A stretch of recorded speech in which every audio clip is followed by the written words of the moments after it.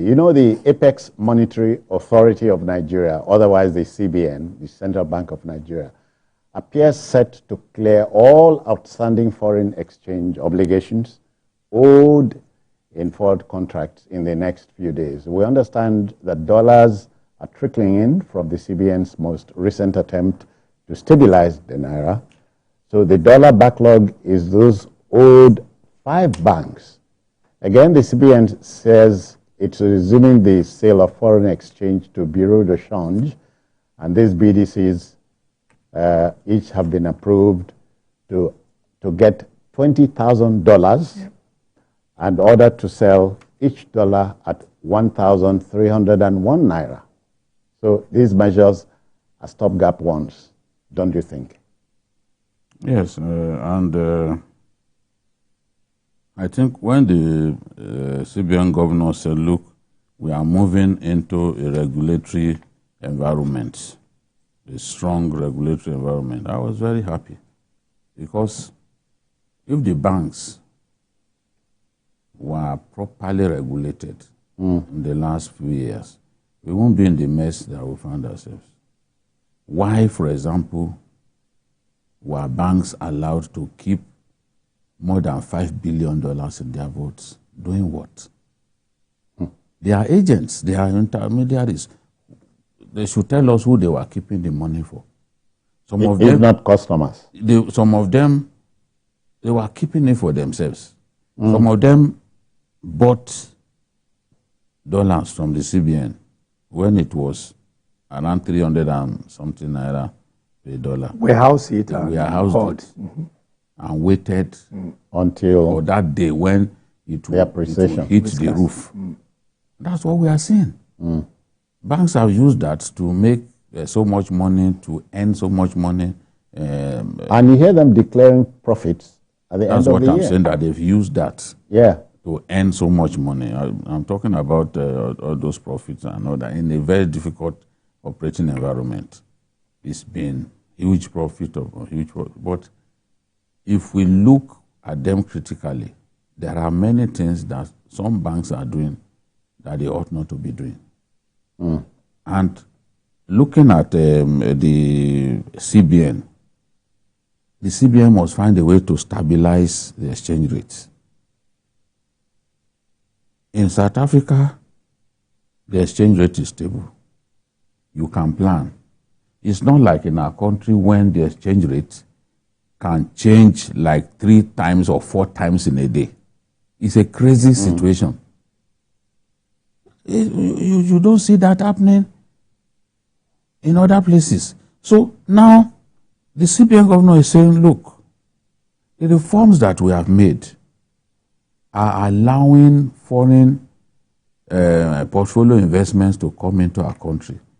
Every economy desires this inflows, this foreign direct inflows, because they help you to achieve liquidity, a way of foreign exchange and all that, because they are bringing their money to invest in the assets of enterprises within the country.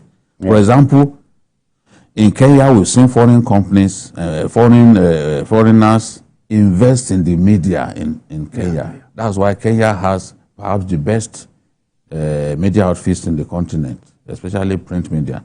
Very, very good. So they are coming to invest in the Kenyan media. I wish we can have that situation in our country too, because it reflects those companies. It boosts the economy. Exactly. Look at MTN of South Africa coming to invest in Nigeria. It has changed the economic environment. And what they pay, the country makes more money because they pay big taxes and all that. So everyone wants foreign direct investment.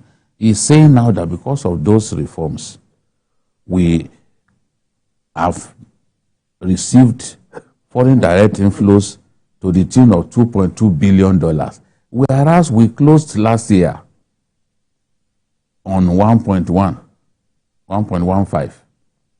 So it means that... So hope is rising. Yes, and I can tell you by maybe August or September, a lot of what angers Nigerians now will have changed, because the government will be able to earn fully from crude oil sales. Remember, the last administration did some forward sales of crude oil.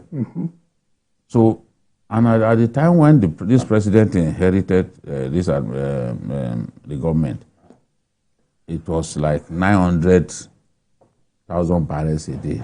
Yeah. They've been able to move things to the region of 1.4 now. So if we begin to, once we've cleared those forward sales, we'll be able to earn fully. Liquidity cannot get better now, because some of the outlets through which money should come in, it doesn't come in. Yeah. I'll talk about those forward sales. Then you also need more foreign direct investment will come when people are confident that if we come into Nigeria to invest, we'll be able to repatriate our funds. Yeah. Yeah. So the CBN governor promised that at the point of entry and exit, foreign direct investors will be able to have access to their money. It is, you see the determination with which they are paying back what they inherited. We were told some weeks back that we had $2.2 billion left to pay. They paid another $400 million. Yeah. Banks are being owed, airlines are being owed. By the time we clear all of this, you see foreign direct investment coming, because we will now have guarantees that will ensure that we don't owe them like it happened in the past. Who will come to a country where it's not sure that it can take repatriate funds? It's difficult. All of those trips. That was why when the president came back from UAE the other day, I told people, I said, what is the assurance that the president gave them that you expect Emirates to be back here just like that? You have to give firm guarantees. This is where we are going. And they also have to see it. Yeah, they have to see it working. So this is the thing. There are good steps that I'm seeing.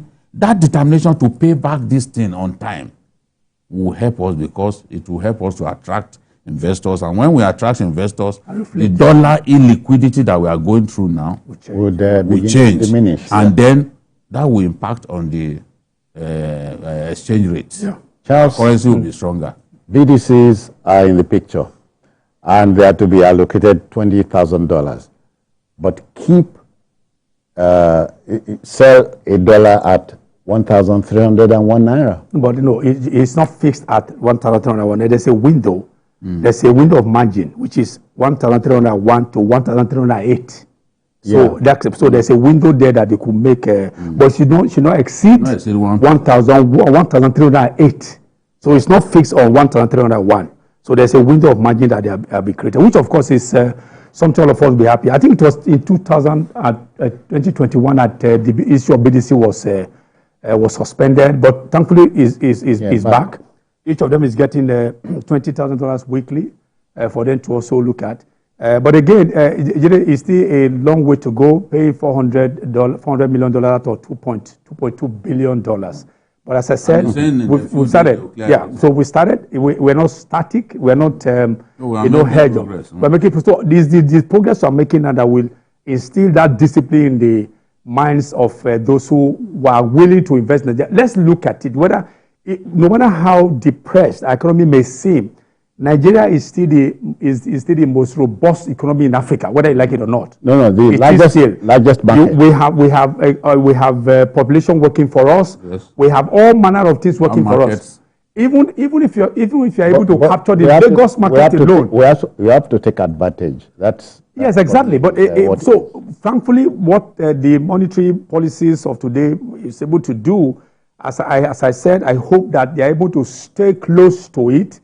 Not just make policy statement and then go back to sleep. Yeah. I hope that what CBN is doing, follow it up and all that, so that what they have started doing are that paying about $400 million out of the $2.2 billion that is backlog. If we continue to pay another tranche again, I'm sure that this foreign investors were waiting for. We don't wait until it is clear before they start making euros. They will know that we are serious. Making euros will now bring in companies like you talk about MT and all that. And then you see people will now be looking for getting jobs to do. The ultimate goal is to stimulate the economy one more time. Don't stop. Don't be static. Don't be doing it. Jide, we must go back to producing, to being a producing country. Yes. Well, that's the ultimate. So the naira can be saved. You see, some of the countries that will come to invest will also help us stimulate production. Okay. Look at what Olam has done. It is today the biggest rice grower in our country. Despite the setbacks that they suffered during the flooding. Yeah, that flood that happened there, exactly. So their big farm in Nasarawa swept away. But they are here. Olam is doing well. Everywhere you go, you see their rice. They account for a big chunk of the rice that we produce in our country are clearly ahead of others. So it tells you and that's a foreign company.